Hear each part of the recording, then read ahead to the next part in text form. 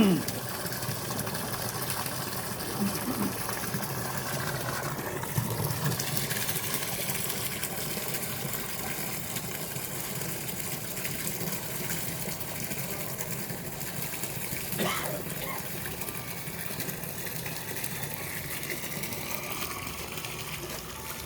Sir गुड़ की जगह गन्ने का रस भी डाला जा सकता है क्या? हाँ, रस भी डाला जा सकता है, शीरा भी डाला जा सकता है, राब डाली जा सकती है। क्योंकि राब जो है वो इससे भी आधे रेट में मिल जाएगा जी। हाँ,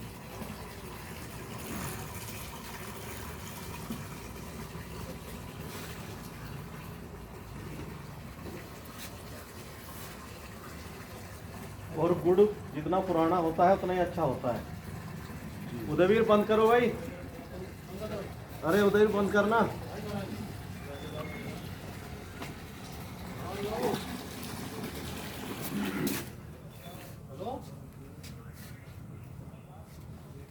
थोड़ा फर्क उठाओ, हट जाओ जरा, इधर से सामने से हट जाओ। अब इसको ऐसे डंडे से घुमाना है बस, सुबह शाम। ये जैसा मैंने बताया था कि घड़ी की सुई की दिशा में घुमाना है, उल्टा नहीं घुमाना। ऐसा है ना, जब घड़ी की सुई की दिशा में घुमाते हैं जी तो ये प्रकृति की व्यवस्था है कि इसमें ऑक्सीजन का लेवल पानी में नीचे तक बढ़ता है, और जब उल्टा घुमाते हैं तो ऑक्सीजन का लेवल घटता है। दूसरे जो ये सूक्ष्म जीवाणु हैं इसमें, वो जब घड़ी की सुई की दिशा में घुमाते हैं तो ऊपर को आते हैं, और जब उल्टा घुमाते हैं तो नीचे को जाते हैं। वहाँ ऑक्सीजन की कमी होने के कारण मर जाते हैं। ठीक है, ये रीजन है।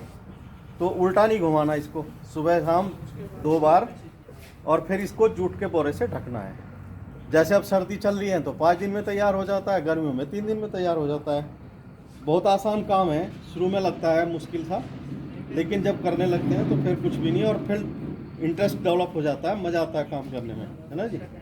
तो इस बर्तन को तो और भी बड़ा लिया जा सकता है। हाँ, बड़ा ले सकते हैं आप, 1000 लीटर का बना सकते हैं। बस उसमें बड़े बर्तन में क्या है कि घूम नहीं पाएगा प्रॉपर, वो घुमाना। हाँ, घुमाना आसान नहीं है। हाँ, मान लो आप कोई मशीन लगा लें घुमाने की, जी जैसे ये आती है ना दूध लगाने की, मधानी आती है, हाँ जी। तो फिर उसमें चल जाएगा काम, है ना। वो तो आप जितना मैकेनाइजेशन इसमें ऐड कर देंगे और अपनी सुविधानुसार बना लेंगे उतना ही अच्छा। ये तो एक सांकेतिक रूप से आपको समझाया जा रहा है कि भाई आपको ऐसे ऐसे करना है। अब इसको आसान कैसे हो सकता है आपके साधनों में, हाँ जी। क्योंकि सबके खेत अलग अलग हैं, किसी की इकट्ठी ज़मीन है, किसी के पास ट्यूबवेल है, किसी के पास ट्यूबवेल नहीं है, तो वो सारी परिस्थिति आपको सोच विचार करके एडजस्ट करना पड़ेगा कि मेरे लिए क्या उपयुक्त है नहीं। ठीक है जी, तो ये इस तरह से बन जाता है, और यही इसका मेन कंपोनेंट है ना। क्योंकि जैसे स्यूडोमोनास, बिवेरिया वेशियाना, ट्राइकोडर्मा, ये जितने नाम लिए गए 2 दिन में आपके सामने, वो सारे इसमें मौजूद हैं। ठीक है, तो बीमारी कीड़े इसमें धीरे धीरे स्वतः ही नियंत्रित होने लगते हैं, ये बात है। ठीक है जी, आओ अब जरा उधर फील्ड पर चलते हैं जो हमने गन्ना लगा रखा है।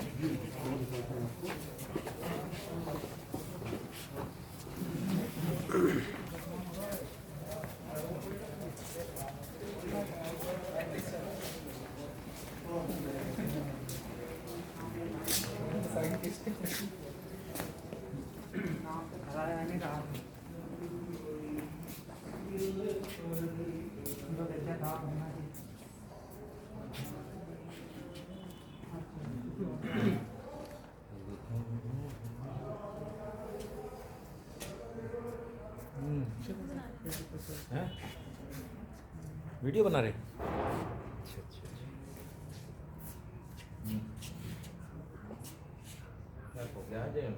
कुछ होता है।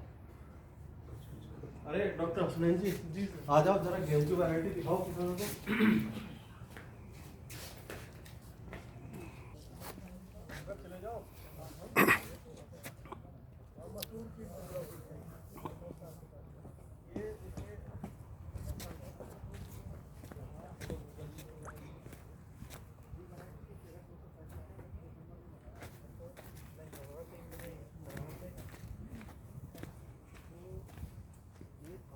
आगे आ जाओ, लगभग 3 बीघा का खेत है और एक एक जगह पे 3 एकड़ ये इसमें।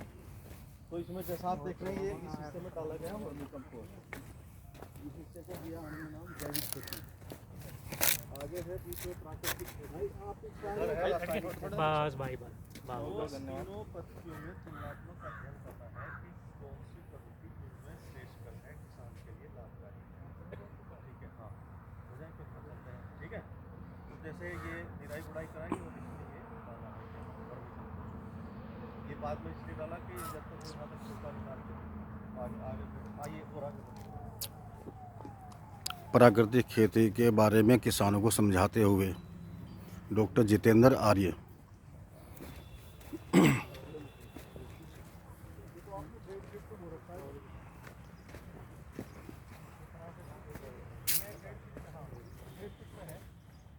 आ जाओ बोर्ड के साथ आ जाओ। ये प्राकृतिक वाला पोर्शन है।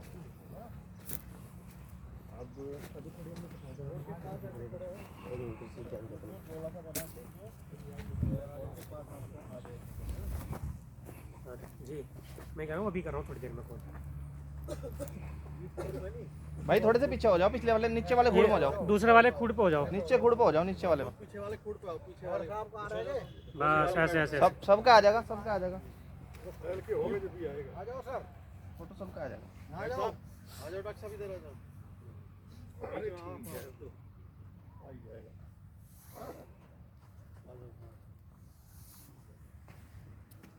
अब लीजिए,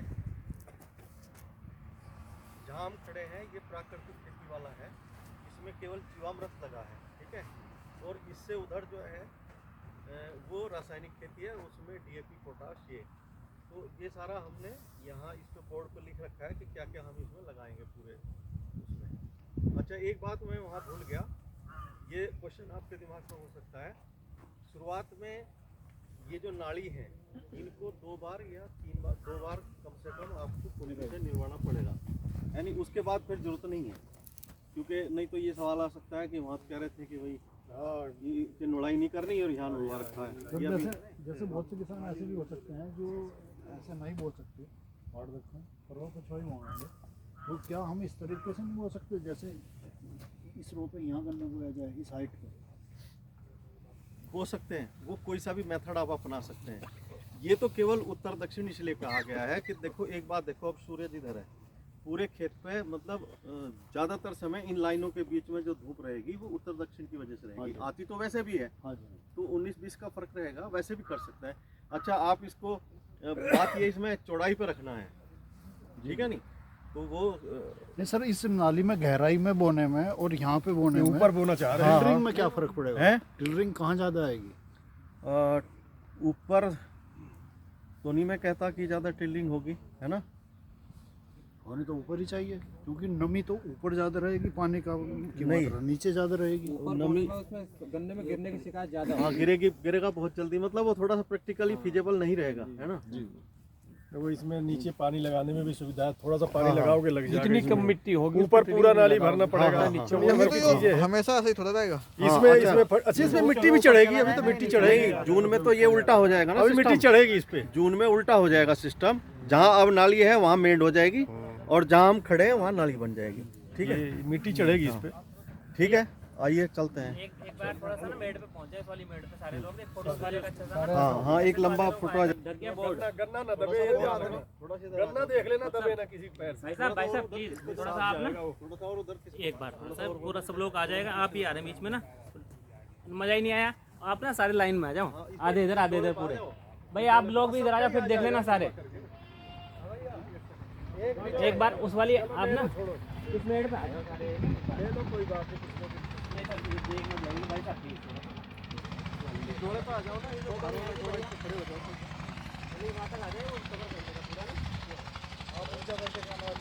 भैया उस वाली मेड पे आ जाओ ना।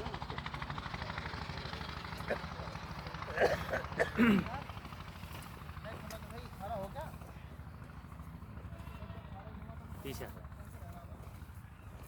मिल लो आप उधर।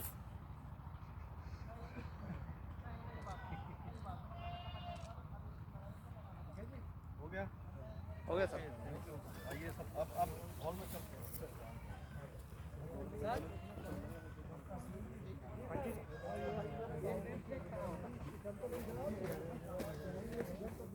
हाँ जी रणवीर जी।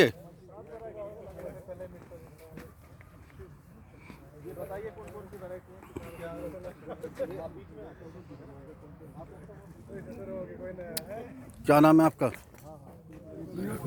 हाँ जी, रणवीर सिंह कहाँ से आए हो? मोहम्मद ये कहाँ पे पड़ता है? मीरापुर के बाद में नहीं आता उसमें आयरन की कमी है, कम से कम 70% लोगों में आयरन है, एनीमिया की समस्या है जी। तो एक प्रकार का आप आटा खाएंगे तो जो बच्चों में जिनकी कमी है, आयरन की कमी है, समस्या आपको भरपूर है, बीमारी डेवलप हो रही है, इससे हम निजात पा सकते हैं इस प्रकार से। ऐसे ही हमारी ये जो प्रजाति है ये आपकी DBW 187, ये लेट वैरायटी है। तो लेट में क्या है, आप लेट वाली वैरायटी समय से लगा सकते हैं। तो मैंने इसको नवंबर में लगा दिया था, मगर ये 2-3 बार चावल खाने की वजह से थोड़ा सही नहीं है। मगर लेट टाइम वाली लेट में नहीं लगाई है। बहुत लोग गलती कर रहे थे कि टाइम वाली लेट में लगाई। ये वाले पैदावार थोड़ा कम होती है टेम्परेचर की, तो इन वैरायटियों को भी आप लगा सकते हैं। वैसे ही हमारे पास एक मसूर की प्रजाति है, ये आगे लगी है L4-113, ये आपकी अच्छी प्रजाति है, पन्नगर से निकली है ये वाली प्रजाति, ये मसूर की है। ऐसे ही आपकी ये ऐसे बहुत लोग शिकायत कर रहे हैं 173 नहीं जमा है, मगर हमारे पास वही वाली प्रजाति हमने लगाई है, इसका बहुत अच्छा जर्मिनेशन हुआ है, आप देख सकते हैं 173। मगर आपको इस वैरायटी में क्या करना है, थोड़ा जमा प्रतिशत कम है, तो आप जैसे ही 15 से 16 दिन की आपकी फसल हो जाए, आप थोड़ा सा यूरिया सल्फर डाल के हल्की सिंचाई कर दीजिए। जो भी बीज नहीं जमा होगा वो जम जाएगा आपके खेत में। इस वाले में 173 वाला लगाया था जी ये लगाया था मैं दिसंबर में। दिसंबर लास्ट का है। ऐसे ही आपकी RS 725, ये बहुत ही बम्पर पैदा देने वाली प्रजाति है सरसों की। ठीक है, ये हमारे यहाँ तो इतना अच्छा परफॉर्मेंस नहीं, क्योंकि 2-3 बार खा भी चुके हैं ये जानवर, तो इतना छोटा रहेगा। मगर जो किसान लगाए हैं, जैसे सैनी जी लगाए हैं यहाँ पर नौना में, बहुत अच्छा है। सुधीर जी लगाए हैं यहाँ पर नगला मुक्ताबारी कबीर में, उनका भी बहुत अच्छी परफॉर्मेंस है। इसमें क्या है, वैसे ही हो रहा है, ये कीड़े खा गए, कीड़े लगे इसमें, माहू वगैरह। मगर जो किसानों का है वो तो बहुत फली आते हैं इसमें, देखा होगा, बहुत अच्छा है। मैं फील्ड विजिट भी कराया था अभी। इसकी पैदावार जितनी भी सरसों आई है अभी प्रजाति में, सबसे ज़्यादा है। कितना है? इसका है 25 से 28 कुंटल पर हेक्टेयर, लगभग 28 कुंटल निकल आएगा। ये तो एवरेज बताते हैं, जो रिसर्च के बताते हैं अलग अलग एरिया में, एवरेज बताते हैं 28 कुंटल। मगर कुछ किसान जो अच्छे से करें उनका 30 कुंटल 32 कुंटल भी हो सकता है। ठीक है, तो इस प्रजाति को भी आप अगले साल लगा सकते हैं। आप इसको देखने के लिए कोई भी किसान भाई लगाए हैं वहाँ पर विजिट करेंगे तो बहुत अच्छा है। यहाँ खुला था तो अभी बंद हुआ, तो अब बचा है थोड़ा सा, तो 2-3 बार खा चुके हैं जानवर, मगर इसका परफॉर्मेंस बहुत अच्छा है इस प्रजाति का। ये हाँ, नवंबर लास्ट में ही लगाई थी इसको, मगर जो किसान लोग लगाए वहाँ पर इसका परफॉर्मेंस बहुत अच्छा है। अगेती में लगे, नवंबर फर्स्ट वीक में या अक्टूबर लास्ट वीक में लगा देंगे तो बहुत अच्छी इसकी पैदावार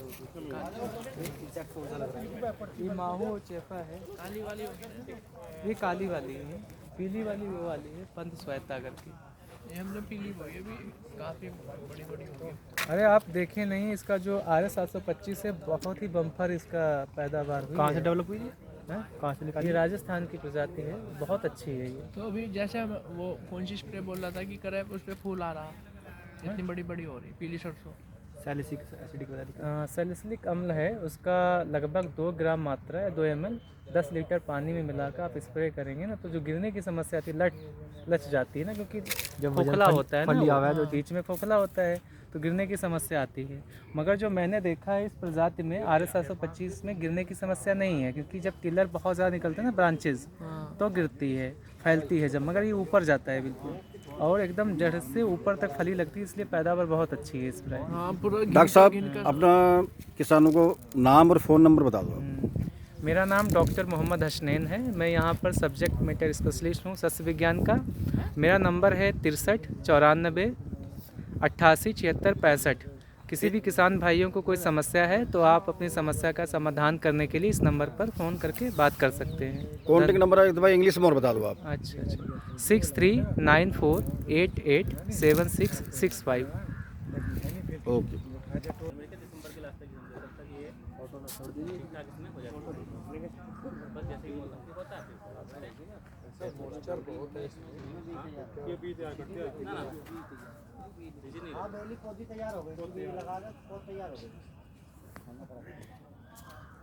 ठीक है।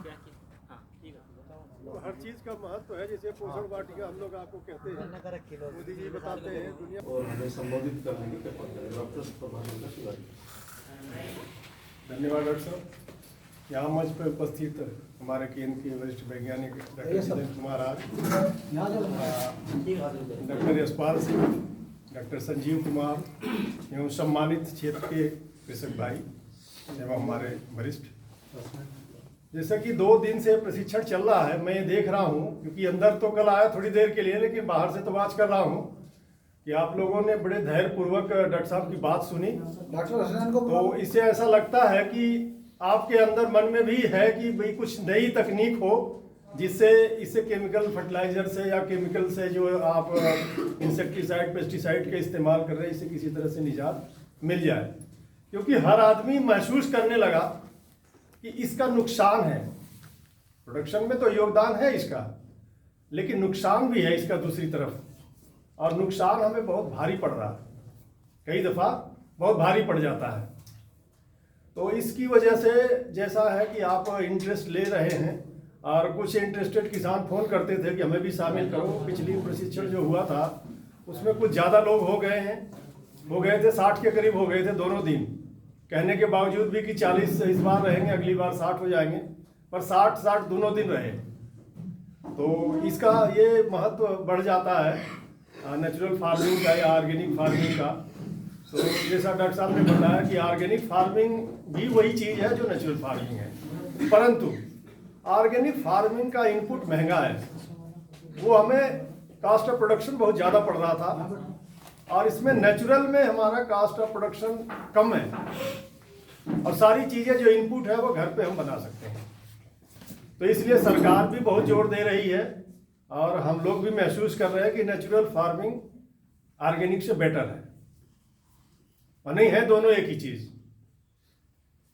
तो आपको ये नेचुरल फार्मिंग में आप लोग आइए, जैसे कि डॉक्टर साहब ने बताया, अगर धीरे धीरे आप करेंगे, क्योंकि कोई भी टेक्नोलॉजी हो एकदम से हम नहीं कहते कि पूरे क्षेत्रफल को आप कन्वर्ट कर दो फर्टिलाइजेशन में।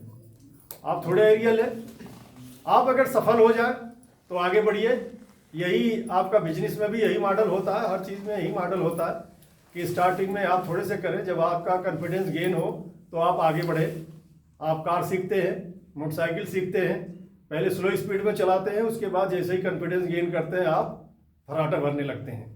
तो सब चीज़ें में यही चीज़ लागू होता है, ये नेचुरल फार्मिंग में यही चीज़ लागू हो रहा है। तो इसको एक बार करके देखिए। सरकार ने, उत्तर प्रदेश सरकार ने तो सभी कृषि विज्ञान केंद्रों पे ये नेचुरल फार्मिंग का प्रोजेक्ट दिया, और साथ में ये कहा विशेष रूप से कि इसका 1 हेक्टेयर में आपका 3 होने चाहिए डिमॉन्स्ट्रेशन केंद्र पर। ये प्रतिबंध के साथ दिया है, और इसका वॉच हो रहा है कि 3 आप करके देखिए, और पूरी ईमानदारी से करके देखिए। क्योंकि किसान को क्या है, किसान पर किसान ही भरोसा नहीं कर रहा। वो कहते हैं कि रात में डाल दिया होगा, दिन में डाल दिया होगा, कब डाल दिया होगा, हो ही नहीं सकता ऐसा। ये फैक्ट दुनिया भर का क्वेश्चन है। तो घर वाले भी कई दफ़ा विश्वास नहीं करते। तो इसमें ऐसी भ्रांतियां हैं।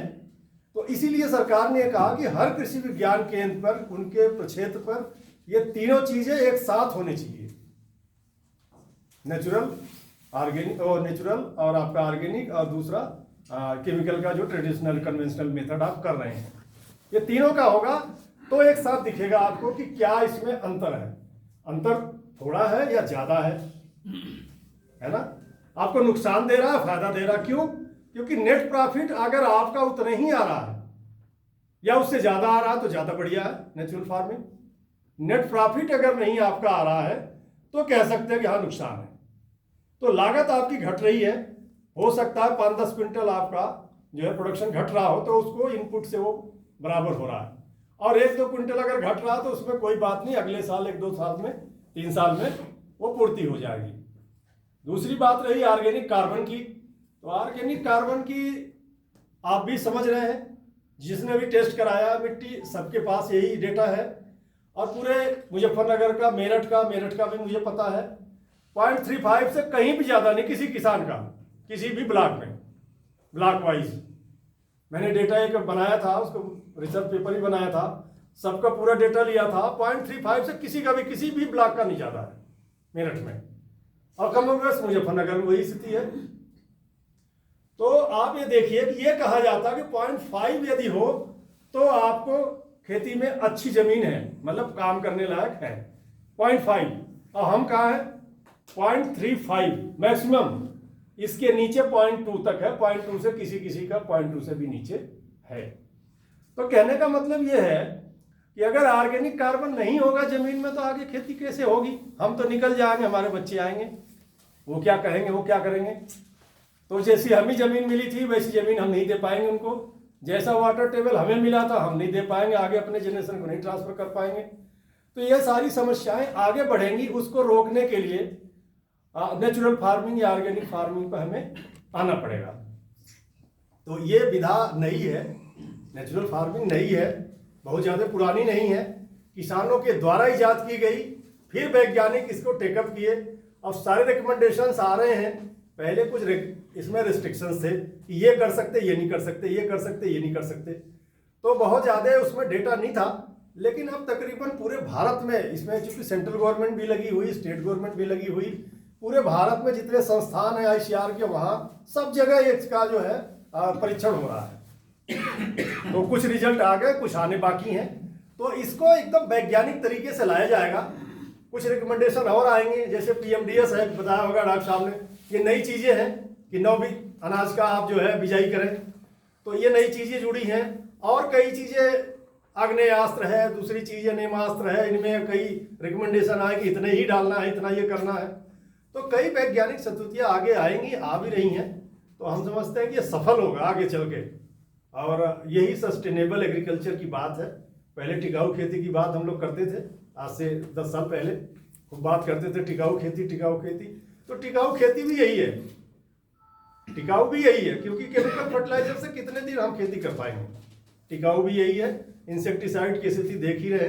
दूसरी एक बात ये हो रही थी कि भाई क्रॉप रेसिड्यू मैनेजमेंट की, फसल अवशेष प्रबंधन की किसी ने बात करी थी कि भाई किसानों के ऊपर क्यों लगाया जाता है कि भाई प्रदूषण कर रहे हैं।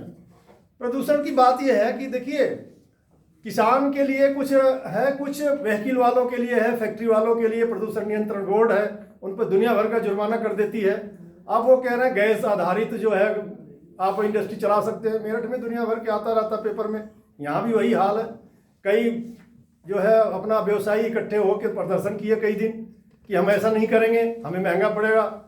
लेकिन उनके ऊपर भी चाबुक है, उनको फ्री नहीं छोड़ा गया है। उनके ऊपर प्रदूषण नियंत्रण बोर्ड है, वो भारी जुर्माना करता है। दूसरे व्हीकल्स वाले हैं, आपके मन में आता है व्हीकल्स वालों के लिए RTO है, 10 साल और 15 साल का रिस्ट्रिक्शन लगा दिया गया। उसमें हम आप भी हैं, किसान भी हैं, आम आदमी सभी है उसमें 10 साल 15 साल में। तो NCR में 10 साल में आपका डीजल और 15 साल में आपका पेट्रोल गाड़ी नहीं चला सकते, तो चाबुक उन पर भी चल गया, फैक्ट्री पर चली गया। अब आपके ऊपर, किसानों के ऊपर भी चल रहा, क्योंकि हम आप समझते हैं कि प्रदूषण कितना नुकसान कर रहा। दुनिया भर की हार्मफुल गैसेज निकलती हैं उससे। और दूसरी तरफ अगर देखें तो उससे फायदा भी कुछ नहीं है। क्यों? क्योंकि 10 क्विंटल अगर आप जला देते हैं पराली, तो उससे जो है 250-300 किलो आपने ऑर्गेनिक जो है कार्बन को उड़ा दिया। मतलब जो FY मिलना था 250-300 किलो आपका, वो खत्म हो गया। और साथ में उसमें नाइट्रोजन, फास्फोरस और पोटास प्रचुर मात्रा में जो मिलना था वो भी गया, सल्फर उसमें मिलता है वो भी गया। तो मतलब माइक्रोन्यूट्रिएंट और मैक्रोन्यूट्रिएंट दोनों ही आपने खत्म कर दिए। कई लोग देखो भाई साहब बैठे हैं, कई लोग बैठे हैं जो मल्चर ले गए हैं, खेत में मिलाए हैं काट के उसको, उसका फायदा है। आप सीधे सीधे सोच सकते हैं कि हम दे क्या रहे जमीन को, गोबर की खाद तो रही नहीं हमारे पास, तो कम से कम फसल अवशेष ही डाल दें, सारा का सारा काट लेते हैं, जमीन में मिलेगा तो आगे ऑर्गेनिक कार्बन आपका बढ़ेगा। अब इसमें देखिए आपके पास परियोजना आई है, ये बेसिकली करके ये धान के लिए था। ये परियोजना पूरे अपना उत्तर प्रदेश, नहीं आप पश्चिमी उत्तर प्रदेश और आपका हरियाणा, पंजाब, ये 3 स्टेट के लिए ही था। अब केवल पैडी के लिए था, पैडी और गेहूँ, मतलब धान और गेहूँ जो अपना फसल चक्र है। लेकिन विशेष प्रयास से यहाँ से चला गया था ये परियोजना। मुजफ्फरनगर में आप जानते हैं धान का रकबा कुछ ज़्यादा नहीं है, और धान का जो है वो जलना भी बहुत कम है, कोई जलाते भी बहुत कम है, एक दो होता है कार्रवाई। तो उसमें आपका ज़्यादा से ज़्यादा गन्ने का है एरिया। गन्ने से इसलिए फर्क नहीं पड़ता कि गन्ने का जो हार्वेस्टिंग का टाइम है बहुत लंबा है। हार्वेस्टिंग का टाइम आपका लंबा है, आप अक्टूबर से स्टार्ट कर दे तो मई तक जाता है। तो कहीं यहाँ एक खेत जल रहा तो एक खेत जो है आधा किलोमीटर के बाद जल रहा, तो उसका कोई ज़्यादा इफेक्ट नहीं पड़ता। लेकिन आप जानते हैं खुद ही कि गेहूं और धान चाहे आप लगाओ कभी भी, हार्वेस्टिंग उसी समय करनी पड़ेगी। गेहूं आप अगर जनवरी में लगाए तो भी आपको अप्रैल में काटता है, नहीं होता ऐसे। जब गर्म हवा चलता 15 दिन में सब काट लेते, कच्चा पक्का सब खत्म हो जाता है। तो हार्वेस्टिंग का टाइम 15 दिन का स्पैन है, 15 दिन में सारा हार्वेस्ट हो जाना। अब मान लीजिए उसे 15 दिन में सबने आग लगा दिया तो कितना धुआं हो जाएगा। इसी तरह से धान में भी आपका स्थिति है कि पूरा पंजाब और हरियाणा अब वही 15 दिन के अंदर ही सारे में आग लगा दिए खेत में, तो हर आदमी के खेत में लग रहा आग तो धुआं ही धुआं हो जाता। तो इसलिए सरकार को रोकना पड़ रहा है। और भैया बात वही है ना कि भाई भय बिन होए न प्रीत, वो तो रामचरितमानस में भी कहा गया।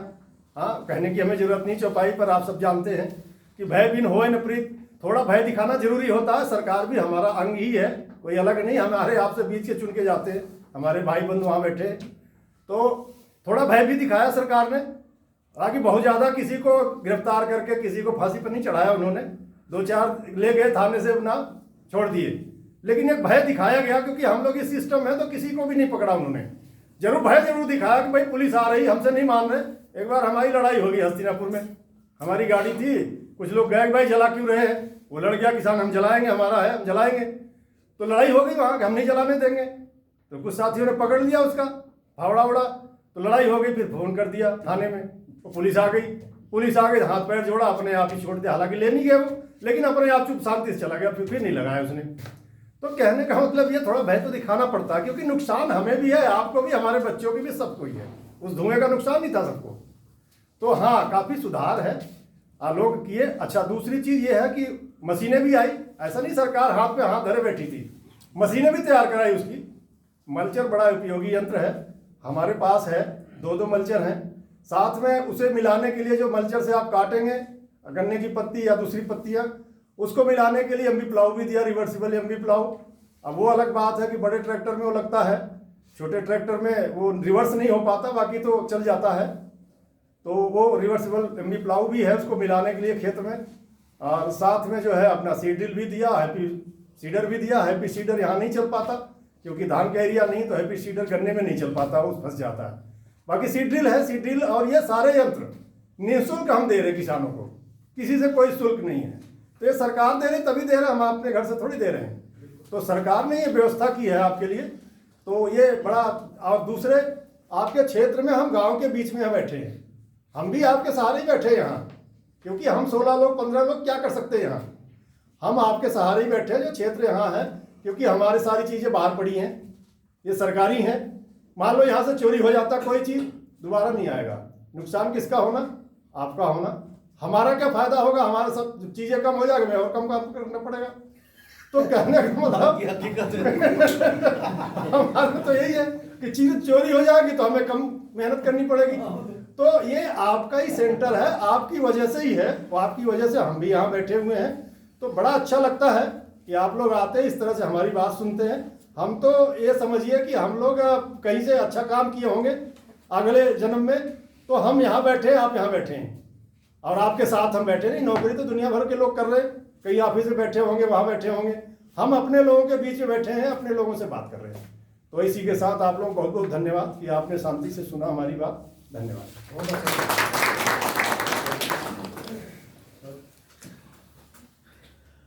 धन्यवाद सर। ये जो अभी बात कर रहे थे सर, ये एकदम व्यवहारिक बात है, दिल की बात है। हाँ, ये सच्चाई है और मैं इसका समर्थन करता हूँ। अब मैं डॉक्टर यशपाल जी, समय का थोड़ा सा अभाव रहा, कल से आपकी वार्ता नहीं हो पाई, तो मैं आपसे भी अनुरोध करता हूँ कि संक्षेप में आप भी अपनी बात रखें, और ताकि ऐसी बात रखें कि आप लोग उत्साहित हों, प्रोत्साहित हों प्राकृतिक खेती करने के लिए। धन्यवाद सर। मंच पर उपस्थित केंद्र के प्रभारी डॉक्टर प्रभाशंकर तिवारी जी, डॉक्टर हसनैन जी, डॉक्टर जे के आर्या जी, संजीव कुमार जी और सम्मानित किसान भाई। आज के इस कार्यक्रम के समापन समारोह है तो ना, आप लोगों ने 2 दिन तक बड़ी मेहनत से और बड़े मन से पूरे कार्यक्रम में भाग लिया। और इस बार ये पहली बार है कि आप लोग, जो जनरली होता क्या है, जो हम लोग कार्यक्रम कराते हैं उसमें जो चयन करने की प्रक्रिया रहती है, हम लोग ना इस बार ये देखा कि आप लोगों ने अपनी तरफ से, हम लोगों ने एक सूचना दे दी कि ये कार्यक्रम हो रहा है और आप लोगों ने अपनी तरफ से आके इसमें प्रतिभाग किया है। इससे इस बात का पता लगता है कि आप इस जनपद के सर्वोत्तम अग्राही और विकासशील या प्रोग्रेसिव फार्मर्स हैं। एक लोगों को ज़बरदस्ती दी जा रहा है, दूसरा कुछ पाने के लिए अपने आप प्रयास कर रहा है। इसका मतलब ये है कि इस जनपद के आप सबसे अच्छे और कुछ अच्छा करने वाले किसान हैं। डॉक्टर साहब ने 2 दिन का पूरा कार्यक्रम आप लोग को बताया होगा। मैं आपको अब थोड़ा सा अपना परिचय भी दे दूँ। मेरा नाम डॉक्टर यशपाल सिंह और यहाँ पर उद्यान वैज्ञानिक के पद पर कार्यरत हूँ। उद्यान में हमारा जो विषय रहता है, चूँकि समय का अभाव है तो बहुत ज़्यादा मैं इसको विस्तृत नहीं करूँगा। सब्जी, फल, फूल, आपके औषधीय पौधे, इन सब से संबंधित विषय उद्यान के अंतर्गत हम लोग देखते हैं। तो मैं आप लोगों से ये निवेदन करना चाहूँगा कि आप लोग यदि चाहे फल की बात करें, चाहे सब्जी की बात करें, चाहे आप फूलों की बात करें या आप औषधीय पौधों की बात करें, इनसे संबंधित आप लोगों की कुछ क्वेरी हो सकता है, कुछ लोग कर रहे हो ना, तो आप लोग जिसका है कुछ अपना सवाल पूछ सकते हैं। बाकी आप भविष्य में भी आप ना नंबर नोट कर सकते हैं यदि किसी की है। वैसे तो ये जनपद गन्ना बाहुल्य क्षेत्रफल है, यहाँ पर सब गन्ने वाले ही किसान हैं, लेकिन फिर भी कुछ लोग हैं। यदि आप किसी की कोई क्वेरी है, कोई जिज्ञासा है, चाहे फल की बात करें, चाहे सब्जी की बात करें, चाहे अपना फूलों की बात करें, तो आप लोग सादर आपका वो जो दे रहे हैं कॉन्टेक्ट नंबर नोट कर। नहीं, जो दे रहे हैं आप उसके बारे में थोड़ा बता दो। 94 57 111 952 94 57 111 952 डॉक्टर यशपाल सिंह।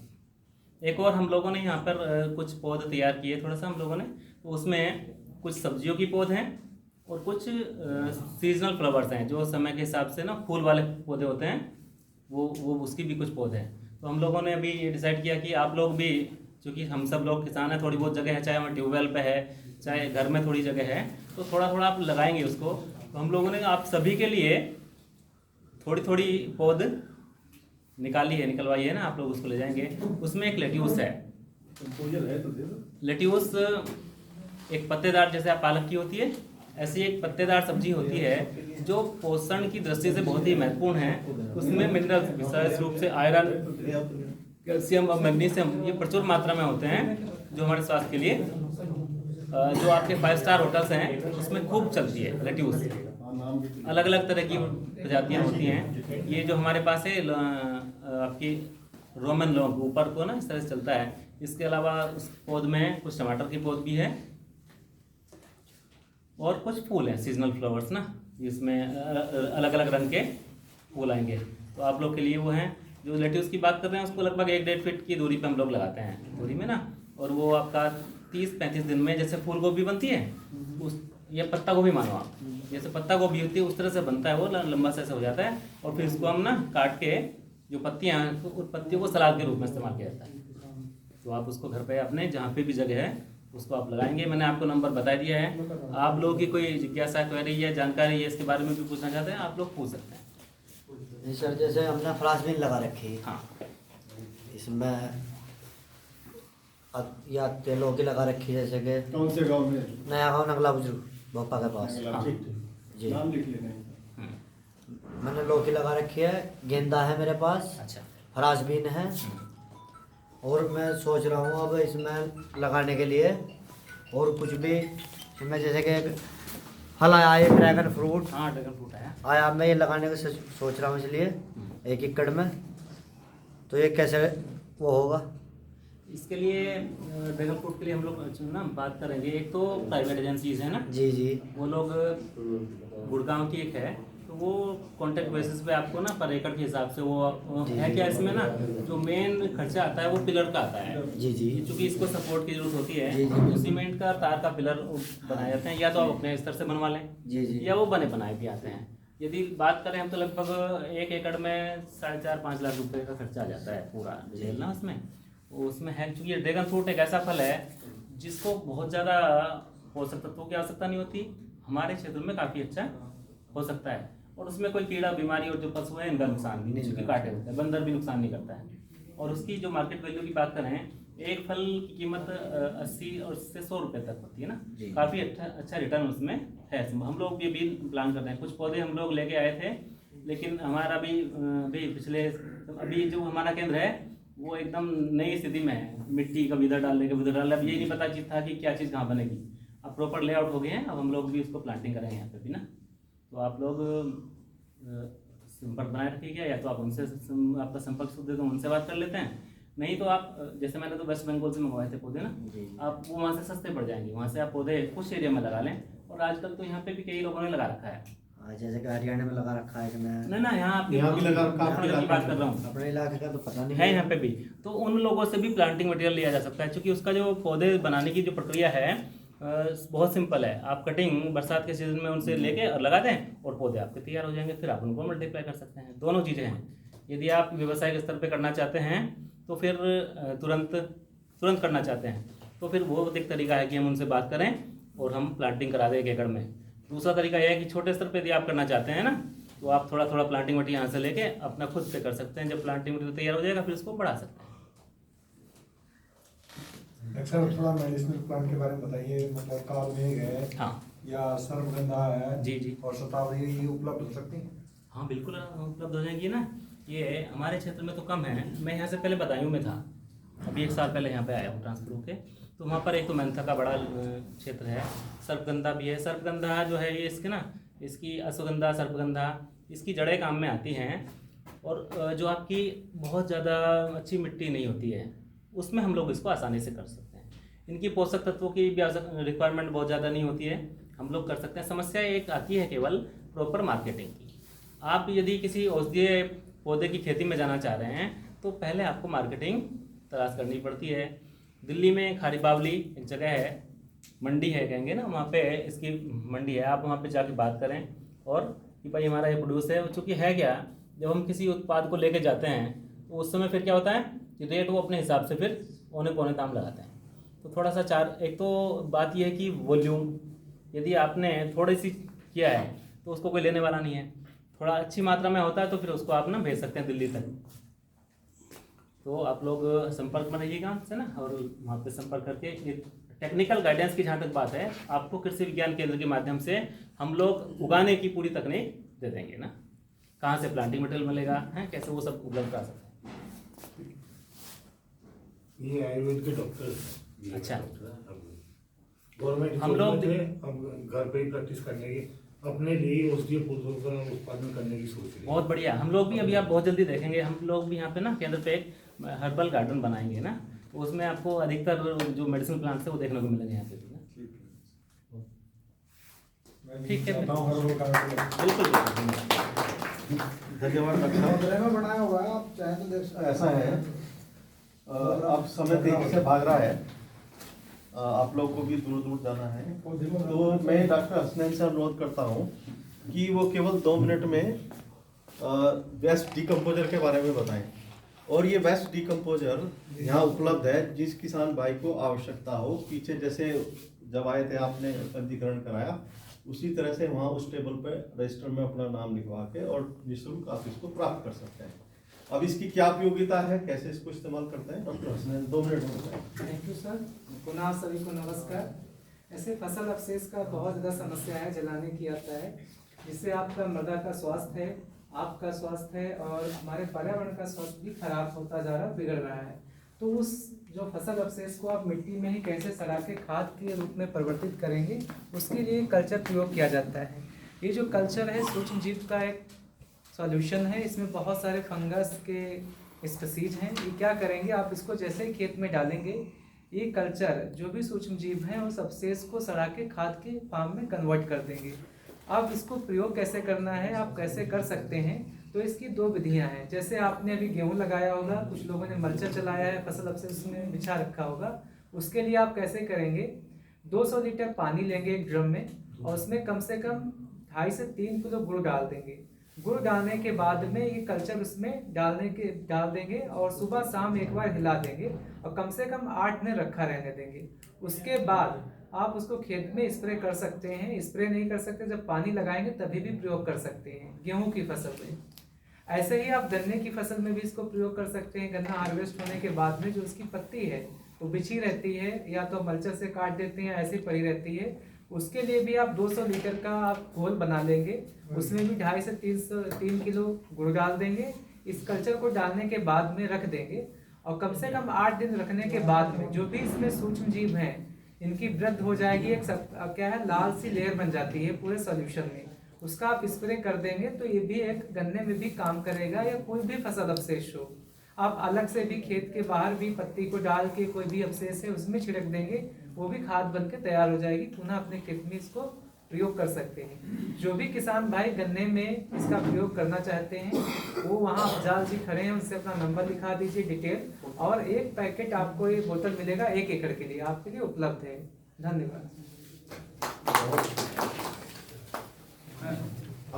सर एक मिनट के लिए मैं स्टडी कंप्यूटर का सर प्रैक्टिकल करता हूँ मैं 3 साल हो गए। इसको जो हम चौड़ा डालते हैं, जैसे कुछ लोग नीचे पुराली वगैरह डालते हैं ना, पत्ती डालते हैं, उसको निकाल के बाहर कर देते हैं। अगर उसका इसमें उपयोग करेंगे तो वो बहुत जल्दी खाद तैयार हो जाता है। कोई भी फसल बाहर से जैसे हमारा वर्मी कंपोस्ट हो जाता है ना, इस टाइप का बहुत बुरा खाद रहता है। बहुत बढ़िया, बहुत बढ़िया। देखो ये कुछ लोग कर रहे हैं पहले से ही। अब ये गोबर के खाद में भी इस्तेमाल हो सके। हाँ हाँ, सब में गोबर की खाद को और जल्दी चढ़ाएगा। अब ये इसका सर्टिफिकेट वितरण का कार्यक्रम शुरू करते हैं, तो मैं हाँ कुछ जिन लोगों को ये सब्जी और फूलों की पौध की आवश्यकता केवल वही ले, ये नहीं कि लेके और जाके फेंक दिया, क्योंकि इतनी तो है नहीं सबको मिल जाए। थोड़ी थोड़ी आप जो लगाने में भी लगा सकते हैं, जिनके पास जगह है वो लगाने की वो ले सकते हैं। ठीक है जी। तो सबसे पहले मैं आमंत्रित करता हूँ शोभित शर्मा को और हेड साहब से अनुरोध करता हूँ कृपया ये हमारे प्रशिक्षणार्थियों को करने का कष्ट है।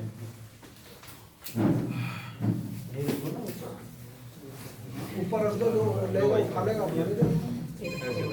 वही फोटो इधर से आगे विपिन कुमार चाहिए इसमें टमाटर ये पहले यूज ना फोटो विपिन कुमार जी आ जाओ।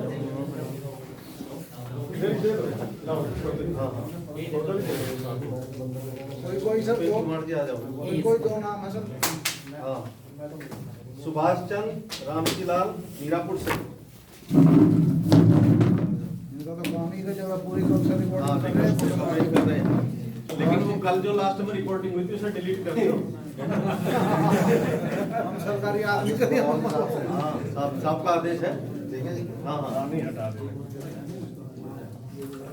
जो लास्ट में 1-2 लाइन बोली थी मैंने, बाकी सारी नहीं, जो लास्ट में बोली थी। किसान परिवार जाते हैं कभी रणवीर सिंह जी, रणवीर सिंह जी रुमा से, और आगे रोहित कुमार, रविंद्र कुमार नंगला मुबारक से। कल रणवीर सिंह जी आए। लो जी, अब रोहित कुमार जी आएंगे, रविंद्र कुमार जी लो।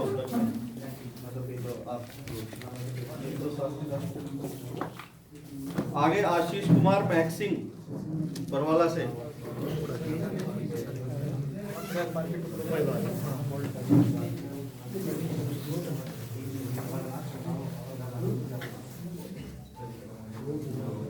ये भी दो, आशीष कुमार। आगे आकाश आनंद सिंह बरवाला से, और इनके बाद फिर अनिल कुमार अभीपुरा से।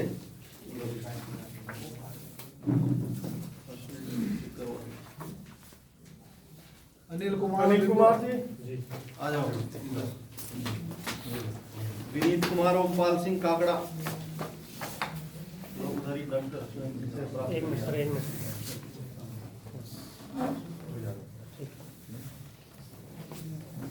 आगे आएंगे संजीव कुमार और जगपाल सिंह बटावली। सर संजीव कुमार बटावली से ही आप लेंगे। ठीक है।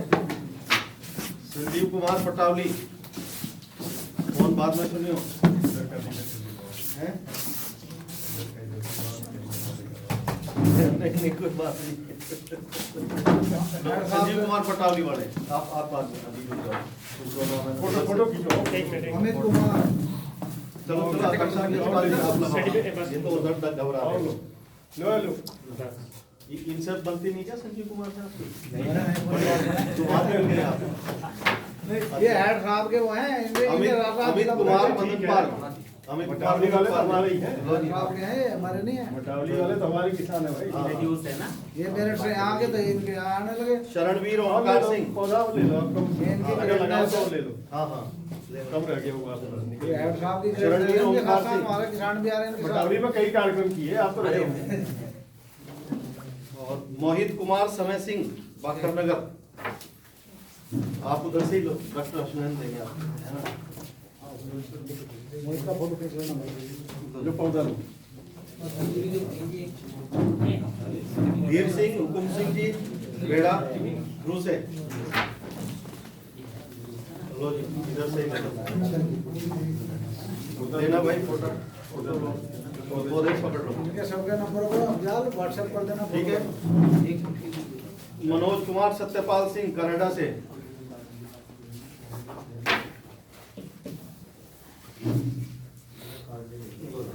चौधरी साहब ऐसे नहीं, सुनो मुस्कुरा के हाँ ऐसे नहीं।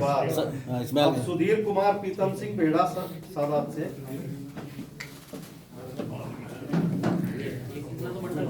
हाँ जो छोटा छोटा केवल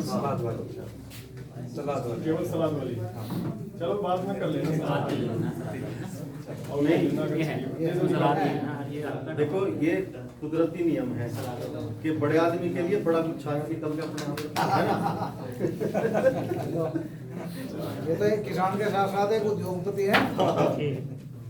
वीरेंद्र सिंह आपके जिले में पोली हाउस में सबसे बड़ा काम इनका है। पौधा भी लो, पौधा भी लो। आगे आओ, रामकिलाल रविंदर सिंह रामकिलाल, टाइम दक्षिणी से आ जाओ। आप ये भी बहुत प्रगतिशील लगाएंगे। जिसको इनमें कम लगे और भी ले जा सकता है आप। भाई जिसको इससे ज्यादा चाहिए वो स्पेशल बाहर से भी ले सकता है। हाँ फोटो देखो भाई, जिसे जिसे वो लेना ना वो पीछे से लेता रहे, नाम भी लिखवाता रहे। कुलदीप सिंह महलकी से, कुलदीप सिंह महलकी, कोई बात नहीं है। आप आ जाओ। रजत रवि भूषण, जिसको कम होगा वो ले लेना। अभी हमारे छोटा है। कुलदीप की तो तुम्हारा सबकी है ना,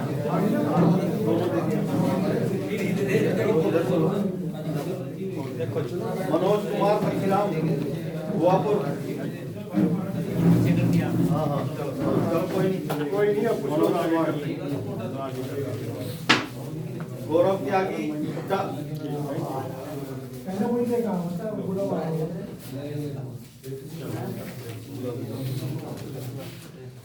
सन्नी त्यागी खुड्डा, सन्नी त्यागी खुड्डा।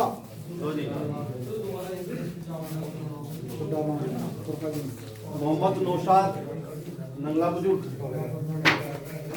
डॉक्टर यशपाल के पास ऐसा ये लेने की लगाएंगे। बहार अली नंगला बुजुर्ग से,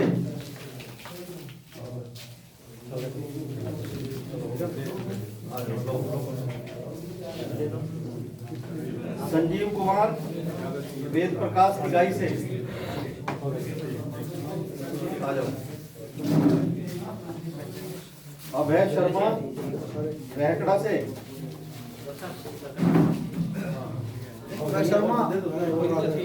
हाँ कोई दिक्कत नहीं, कोई नहीं और ले लेना है थोड़ा सा। अभय शर्मा। किसी किसी का अपने आप ही बड़ा निकलेगा। रवि कुमार जिले सिंह लिसोड़ा, हाँ जा सकते हैं नहीं, अगर डिकम्पोजर लेना हो तो वहाँ नाम लिखा दो, नहीं तो जाओ। अभिषेक रवि कुमार लिसोड़ा से हम भी आ जाएंगे। धन्यवाद आपका, बड़े सिंसियरली आपने और दे हाँ तुम्हारा ये रवि कुमार का हाँ ये और कोई रह गया? अभिषेक ये तो लगा कुलदीप कुमार लिसोड़ा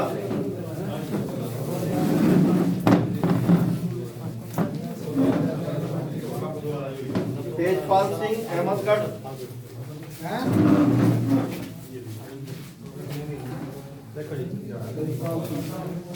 राजपाल हो गया? राजपाल सिंह ददेड़ू कला राजपाल सिंह ददेड़ू कला है क्या? सुमित कुमार त्यागी सुमित कुमार आ जाओ। कोई है? नहीं सुमित है ये फोटोग्राफ सुमित बहुत भी लो। और शुभम चौधरी राठौर से हो गया सर आ जाओ।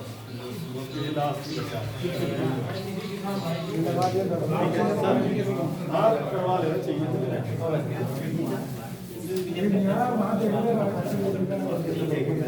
ठीक है जी, धन्यवाद आप सभी का। धन्यवाद सभी को।